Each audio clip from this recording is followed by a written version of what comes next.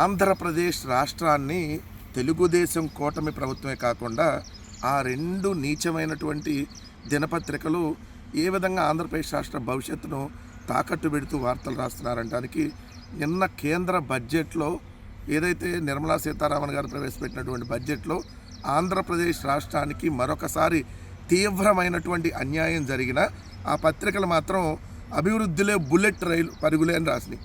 అభివృద్ధిలో అంట బుల్లెట్ పరుగులే అని చెప్పి హెడ్డింగ్ పెట్టి రాష్ట్రంలో డెడికేటెడ్ రేర్ ఎర్త్ కారిడార్ వచ్చేస్తుందని, 7 హై స్పీడ్ రైలు కారిడార్లు 3 ఏపీ మీదుగానే వెళ్తున్నాయని, పోలవరానికి 3,320 కోట్లు, అమరావతికి 1,561 కోట్లు 2026-27 బడ్జెట్లో ప్రకటించిన కేంద్రం ఏది పోలవరానికి 3,320 కోట్లు ఇస్తే అది అభివృద్ధిలో బుల్లెట్ పరుగైద్దా?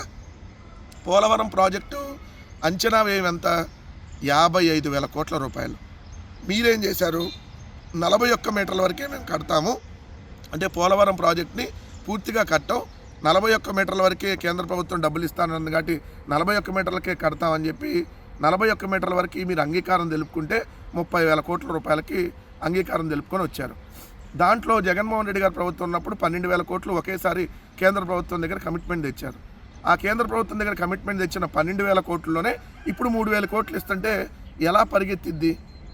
పోలవరం సంవత్సరానికి 3,000 కోట్లు ఇచ్చేస్తే 2027కి పూర్తయిద్దా? ఇంకా పత్రికలు ఎలా మోసం చేస్తున్నాయో చూడండి. అలానే చూస్తే ఇంకేం పెట్టారు హెడ్డింగు? అభివృద్ధిలో బుల్లెట్ పరుగులే. ఇది ముందు చూపు బడ్జెట్ అంట చంద్రబాబు నాయుడు గారు చెప్పటం. ఇది ముందు చూపు బడ్జెట్ అంట. ఆంధ్రప్రదేశ్కి ఏదైతే ఈ బడ్జెట్లో కేంద్రం వరాలు ఇచ్చిందంట. ఏంటి వరాలు ఇచ్చింది చంద్రబాబు నాయుడు గారు? నేను అడుగుతున్న సూటిగా 80 నిమిషాలకు పైగా నిర్మలా సీతారామన్ గారి బడ్జెట్ ప్రసంగం, అంటే దాదాపుగా 1:20 నిమిషాల ప్రసంగంలో